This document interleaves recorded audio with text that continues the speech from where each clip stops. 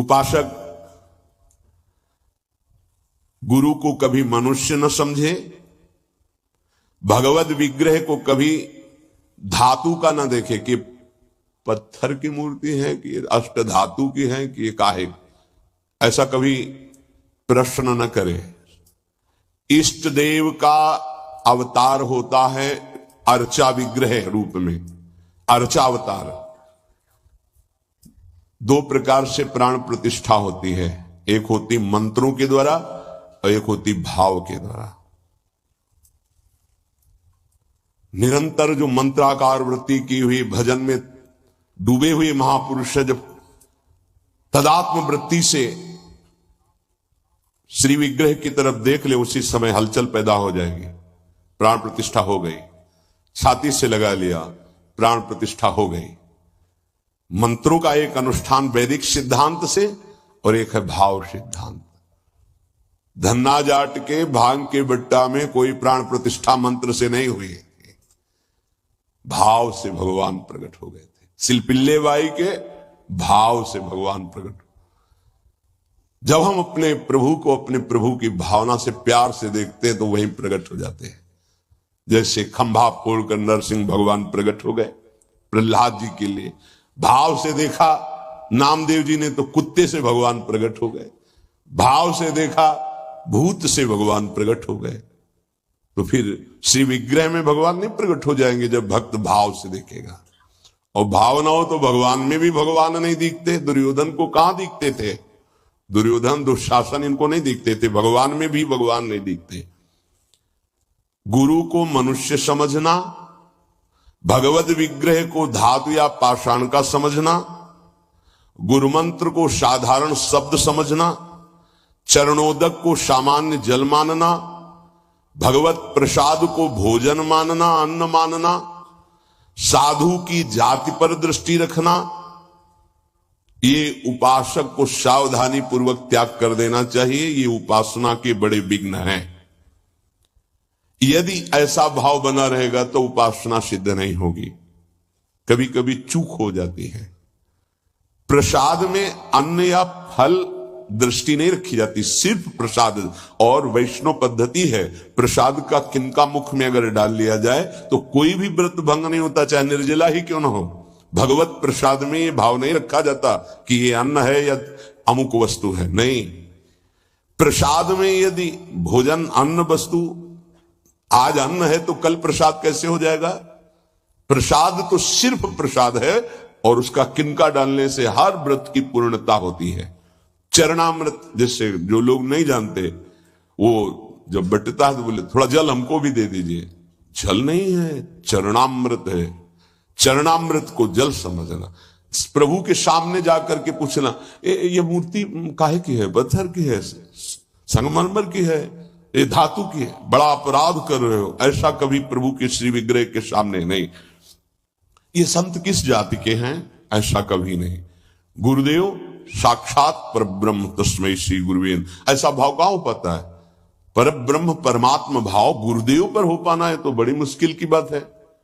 यहां तो साधु भाव ही हो जाए, बहुत बड़ी बात है कि ये संत हैं। पूर्ण मनुष्य बुद्धि बनी रहती है। इसीलिए हमको अपने गुरुदेव में आराध्य देव नहीं दिखाते, नहीं तो गुरुदेव अपने स्वरूप को ही तो दिखाने के लिए विराजमान है। इसमें शिष्य के नेत्र की बात है। गुरुदेव तो कृपाल हुए हैं। जब हरिव्यास देवाचार्य जी अपने गुरुदेव के पास आए तो जब शिष्यत्व की बात की तो उन्होंने कहा, तुम्हें कुछ दिखाई दे रहा है? बोले नहीं, जाओ 12 वर्ष गिरिराज जी की परिक्रमा। फिर आए, राधे राधे। अब कुछ दिखाई दे रहा? बोले नहीं, फिर जाओ 12 वर्ष। 24 वर्ष राधा राधा रटते हुए गिरिराज जी की परिक्रमा लगाई। जब आए बोले अब दिखाई दे रहा? बोले हाँ, आपकी गोद में प्रिया प्रीतम विराजमान है। ये अब दृष्टि आई। गुरु को मनुष्य मानना, प्रायः मनुष्य ही मानते हैं। हमें लगता है कि 1000 में कोई 1-2 ऐसे होंगे जो ये भाव हो कि गुरुदेव हमारे ब्रह्म हैं। छवि या मूर्ति विराजमान करके तो पूजा सब करेंगे, लेकिन मनुष्य बुद्धि या बहुत संत बुद्धि, उसमें भी प्रश्नवाचक चिन्ह। साक्षात पर ब्रह्म कहने को तो सामने जाके बोलेंगे गुरुर्ब्रह्मा गुरुर्विष्णु गुरुर्देव महेश्वरः गुरु साक्षात पर ब्रह्म तस्मै श्री गुरुवे नमः। विचार करो, इसमें से एक भी माना है तुमने? गुरु को ब्रह्मा माना है या हरि माना है या शिव माना है या साक्षात पर ब्रह्म माना है? बड़ा मुश्किल है। केवल कह देना अलग, बोले होना भी तो चाहिए साक्षात पर ब्रह्म। केवल बातों से कोई पर ब्रह्म थोड़ी हो जाता है। तो पाषाण में पर ब्रह्म था क्या? वो तो अव्यक्त था, तुम्हारे भाव से व्यक्त हुआ ना। तुमने पर ब्रह्म की भावना की तो मुस्कुराता हुआ ब्रह्म प्रकट हो गया। तो गुरुदेव तो चैतन्य ब्रह्म है। आपकी भावना यदि हो जाए, कुत्ते से विट्ठल भगवान प्रकट किए तो भावना ही तो की प्रभु प्रभु सूखी मत खाओ, थोड़ा घी रोटी मिला, नाथ आपके लिए ही तो है। तो ऐसे देव साक्षात विट्ठल भगवान गुरुदेव में प्रभु आपका, सर्वस्व आपका, प्राण मन तन सब मैं आपकी ही तो उपासना कर रहा हूं। मुझे और कोई भगवान नहीं चाहिए, बस आपका साक्षात्कार हो, आप प्रसन्न हो जाएं, आपकी अधीनता। ऐसा कहां? ऐसा होगा तो भाव बदल जाएगा। गुरुदेव के प्रति परब्रह्म भाव हो जाए तो साधक को कुछ करना नहीं पड़ेगा, अपने आप उसके अंदर समस्त दैवी संपदा प्रकाशित हो जाएगी। परब्रह्म भाव होना बहुत कठिन है। गुरुदेव के प्रति परब्रह्म भाव हो गया तो उस भाव की सिद्धि होगी, चराचर जगत में परब्रह्म भाव हो जाएगा। क्योंकि गुरुदेव अखंड मंडलाकारम व्याप्तम चराचरम, तो चराचर में परब्रह्म भाव होते ही वो जीवन मुक्त हो जाएगा। बहुत कठिन बात है। इसलिए उपासक इस भाव को सिद्ध करे। गुरुदेव साक्षात परब्रह्म, भगवद विग्रह साक्षात मेरे इष्ट देव, चरणोदक अहो भाग्य जो हमें चरणामृत पीने को मिल रहा है, कोई जल नहीं। और गुरुदेव का मंत्र, ये कोई शब्द नहीं है, साक्षात इष्ट देव मिल गए, मुझे मंत्र मिल गया तो। पर ऐसी बुद्धि कहां है? पड़ा है एक कोने में हृदय में मंत्र, उसका बार बार स्मरण नहीं, बार बार दुलार प्यार नहीं मंत्र का। आप देखो मंत्र को कितना प्यार करते हैं आप। मंत्र का प्यार है बार बार स्मरण करना, दुलार करना, तो उसी का जागरण होगा। तो वही प्रिया प्रीतम निकुंज सब उसी में छुपा है। ये जो मंत्र है ना, इसमें सब कुछ छुपा है। मंत्र की ही व्याख्या चतुरासी जी है, निज मंत्र की व्याख्या चतुरासी जी है। चतुरासी जी की व्याख्या 42 लीला और वृंदावन दास चाचा जितने भी पद गाए सब चतुरासी जी की व्याख्या है, और 84 जी निज मंत्र की व्याख्या है। ये अंदर की बात समझ। मंत्र मिला मतलब पूरे निकुंज की चाबी मिल गई। बीज मंत्र इसी को कहे, इसी से पूरा निकुंज रूपी वृक्ष प्रकाशित हो जाएगा। इष्ट देव में, गुरुदेव में जितना तुम्हारे भाव की कमी रहेगी उतना ही उपासना असफल रहेगी। जब अपने इष्ट देव के पास कोई जाता है, जैसे यहां से कोई बोले कि बरसाने जाए, हे सुनो श्री जी को हमारी भी दंडवत कर, अहो भाग्य आपके कि आप श्री जी के दर्शन करने जा रहे, हमारी दंडवत कह देना, हमारी स्मृति, हमारी भी अर्जी लगा देना। कोई आपका है, ईर्ष्या तो नहीं होगी ना, द्वेष तो नहीं होगा, उसके प्रति जलन का भाव तो नहीं होगा कि तो श्री जी के दर्शन के लिए जा रहा है। ऐसे ही यदि हमें गुरुदेव से प्रेम है और हमें दिखाई दे रहा कि गुरुदेव इनको ज्यादा प्यार कर रहे हैं, तो हमारा उससे ज्यादा प्यार हो जाएगा। आपके हो भाग्य, कभी हमारी भी स्मृति दिला देना, गुरुदेव को ये प्रदान कर देना। गुरुदेव, उसके अंदर द्वेष तो नहीं आएगा, जलन तो नहीं आएगी। जब मनुष्य बुद्धि होगी तब जलन होने लगेगी, तब ईर्ष्या जागृत हो जाएगी। नापना चाहिए अपने हृदय में कि गुरुदेव के प्रति मनुष्य बुद्धि का लक्षण है, साधु बुद्धि का लक्षण है, या साक्षात पर ब्रह्म का लक्षण है। इतनी गोपी जन थी, क्या किसी को किसी के प्रति ईर्ष्या थी क्या? एक साथ बैठकर सब कात्यायनी की उपासना, एक साथ यमुना स्नान, एक साथ अनुष्ठान श्री कृष्ण को प्रीतम रूप में प्राप्त करने का।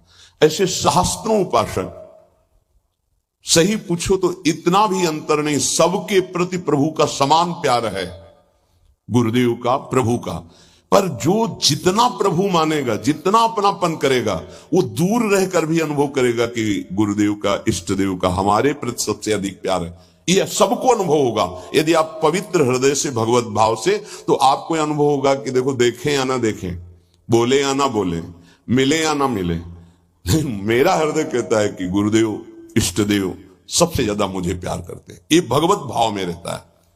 इष्ट देव और गुरुदेव की परिपूर्णता के भाव में जितनी कमी रहेगी, उपासना उतनी कच्ची रहेगी। इष्ट देव गुरुदेव की परिपूर्णता में भाव, इष्ट देव में कभी एक देशीयता का भाव नहीं रहना चाहिए। मेरे इष्ट देव सर्वत्र विराजमान है, तभी सच्चिदानंद भाव पूर्ण होगा। मन उपासना किए बिना नहीं रह सकता, इसका स्वभाव है उपासना करना। यदि प्रभु की उपासना नहीं की तो भोगों की उपासना एक करेगा ही करेगा, तुम इसे रोक नहीं सकते हो। अगर ये भोगों की उपासना करेगा तो दुख, चिंता, भय, शोक, मृत्यु, इससे तुम बच नहीं सकते हो। और मन का स्वभाव उपासना करना, ये बिना उपासना किए नहीं रह सकता। यदि प्रभु की उपासना नहीं की तो विषय की उपासना करेगा, इसलिए बचाओ इसको विषय उपासना से और प्रभु की तरफ लगा दो। तो बोले ये जानते हुए कि ये विषय उपासना पाप कराएगी, फिर भी हम इसे क्यों नहीं रोक पाते? तो श्री भगवान कह रहे हैं कि तुम्हारा ज्ञान तीन तरह से ढक गया। पहला, अग्नि में जैसे धुआं पर अग्नि है, अर्थात ज्ञान है, पर धुआं हट जाए तो सही ज्ञान दिखाई दे, ऐसे पहली स्थिति उपासक की विषय उपासना की तरफ, काम वासना की तरफ जब होती है, उस समय एकदम वो ज्ञान जागृत करने के लिए सत्संग आदि का सहयोग तो बच जाएगा। नहीं, दूसरी आती दर्पण में मल की तरह, अब उसमें बड़ा प्रयास करने पर। तीसरी आती है जेर में ढका हुआ गर्भ, अब उसमें समझ में ही नहीं आता कि क्या ठीक है क्या नहीं ठीक है, जो वासना आई वैसी क्रिया हो गई। आवृतम ज्ञान में तेनो ज्ञानिनो नित्य वैरिणा काम रूपेण कौन्तेय दुष्पूरेणानलेन च।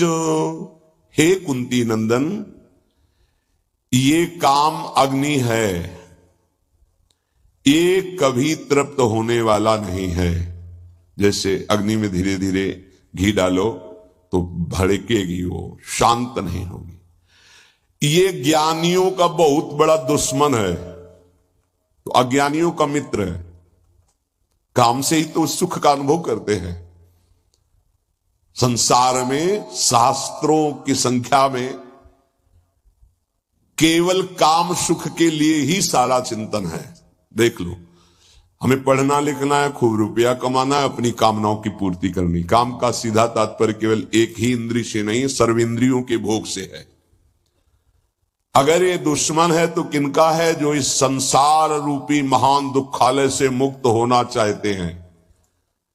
वैसे है तो दुश्मन उनका भी, क्योंकि दुख, शोक, चिंता, भय, पाप आचरण कराता है, पर वो मित्र मानते हैं, इसी से वो सुखी होना चाहते हैं। ज्ञानिनो नित्य बैरिणा, ज्ञानियों का यह दुश्मन है। तो कोई ऐसा न समझ ले कि ज्ञानियों को भी काम परास्त करता है क्या? तो यहां ज्ञानी शब्द शास्त्र ज्ञानी से, ब्रह्मबोध से नहीं है।